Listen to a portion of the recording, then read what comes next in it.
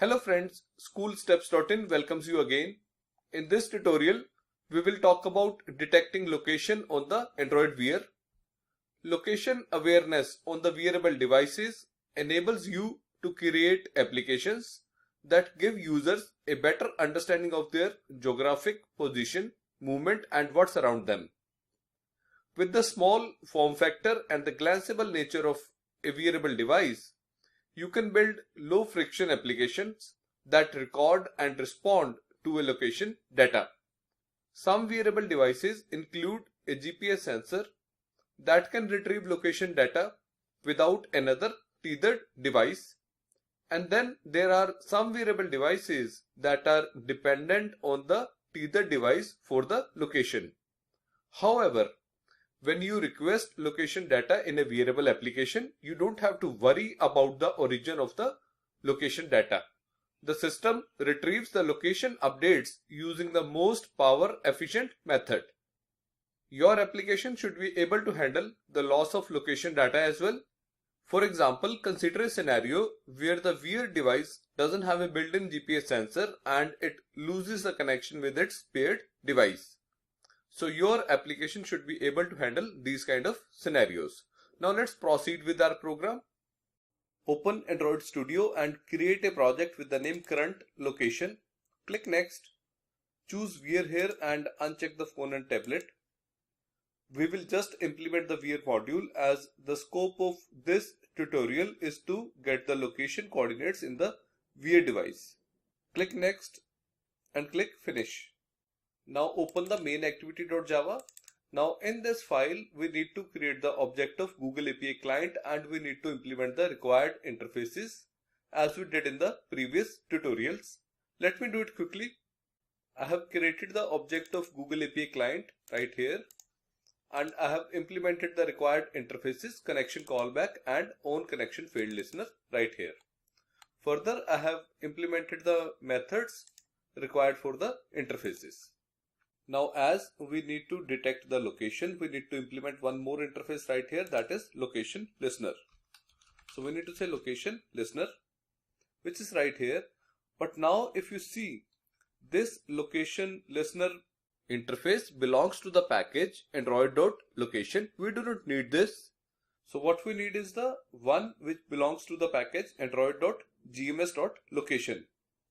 So we need to leave it right here. We need to go to project and we need to open the build.gradle, which is corresponding to module::app. Let's open it. Now if you see right here, the version for the play services variable is 6.5.87, which is the latest one, and there is some problem with the latest one, so we need to shift to the old one. So we can say 5 dot plus, save it and click the button sync now. Once the syncing is complete, go to the main activity.java again and right here now try to import the location listener. So if you see right here, we have got another package that is com.google.android.gms.location. So we need this one, select it. Now we need to implement the methods required corresponding to this particular interface. So there is only one method, that is onLocationChanged. Click OK. Now let's go back to the Google API client. So right here we need to add one more thing. We need to say .add API and in the parameter we need to pass location services .api. Now right here just above the Google API client we need to make sure if the wearable device has the GPS hardware or not. So we need to put one if condition. We need to say if not has GPS, then display one toast. Let's import the toast. We need to go over it and press Alt and enter together. Now the method has GPS. It doesn't exist. We need to create it. So right here in the end, let's say private boolean has GPS and let's say return get package manager dot has system feature, and in the parameter we need to pass package manager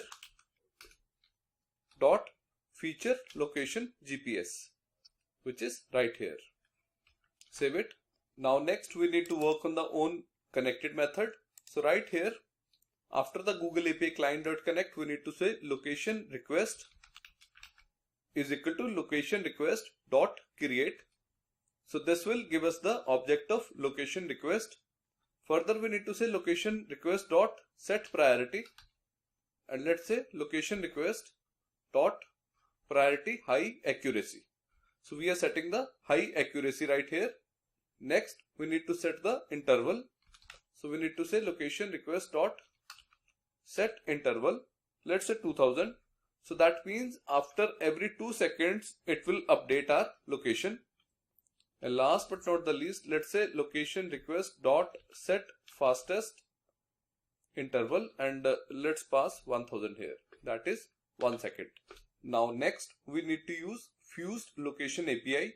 To use that, we need to say location services dot fused location API dot request location updates. Let's use the first one. So the first parameter is Google API client. The second parameter is location request, which we have just created, and the third parameter is this. So what exactly request location updates will return? It will return you the pending results of type status. You have to make sure that for the class status you import the right package. Now let's run one async call on the pending result as we did in the previous tutorials. So we need to say pending result dot set result callback. Choose the first one, and right here in the parameter we need to say new result callback. Press enter, and it will override the method onResult for you. Now inside the onResult we need to put one if else condition. So we need to say if status dot get status dot is success. Then let's call the method start location updates. Else we need to display one toast. The toast says failed in requesting the location updates. So what exactly is happening? Once we are connected to the Google API client, we create an object of the location request class. So further on the location request, we are setting the priority, and we are setting the interval, and we are setting the fastest interval. Now using the fused location API, we are saying request location updates, and we are passing the location request right here, which is giving us the pending result. Further, we are running one async call on the pending result, and inside the onResult method, we are detecting whether the call was successful or not. If the call is successful, we need to execute the method start location updates. Now this method doesn't exist, and we need to implement this method. So right here, we can say public void start location updates, and inside this method, we need to fetch the location. So we need to say location is equal to, we need to take help from the class location services. So we need to say location services dot fused location API dot get last location, and in the parameter we need to pass the Google API client. Next, we need to declare one string variable which says location is null. Next, we need to put one if condition, and we need to check the location for null. If location is not equal to null, then we need to get latitude and longitude. So we can say location dot get latitude. This will return one double value. Now let's convert this double value to string. In the similar way, let's get the longitude. Now let's concatenate these two string values into one. So we have concatenated lat and longi, and we have put this single value in the location message. Now next, we need to display one toast outside the if condition. Let's make the M capital here.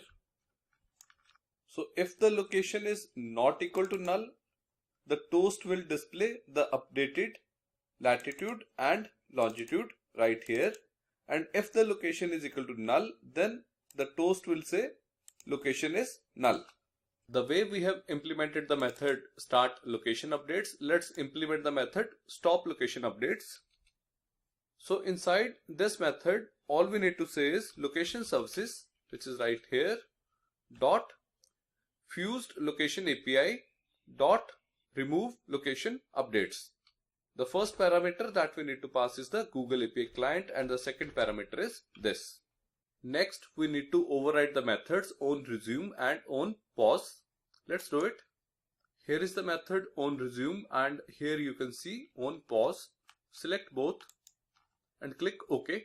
Now inside the onResume method, all we need to say is Google API client dot connect, and the next we need to call the method start location updates. Inside the onPause method, we need to say if Google API client dot is connected, then stop location updates. This method we have just created right here, and outside the if condition, we need to say Google API client dot disconnect. Next, we need to implement the method onLocationChanged. All we need to do here is to call the method start location updates. Next, we need to go to project. We need to expand RES. We need to expand layout, and we need to open rect activity and round activity. So in the round activity, let's change the text. Let's call it location updates, and let's do the similar change in the rect activity. Next, we need to open Android manifest.xml file. Right here, we need to add two permissions. One is for the access file location and other one is for the internet. Last but not the least, we need to make an entry for the metadata tag as we did earlier. Let's run our program now. As the emulator doesn't have a GPS, it shows location as null.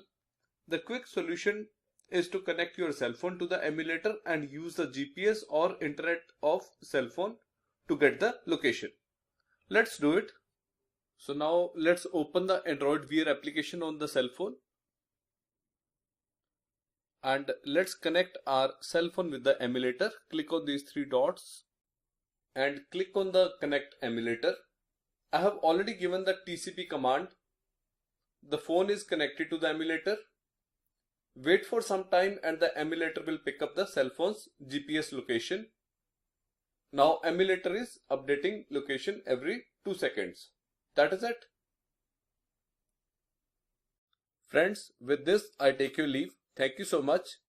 Please like our page on facebook.com/letsandroid. If you have any query, do write us at info@schoolsteps.in or schoolstepsin@gmail.com. Thank you.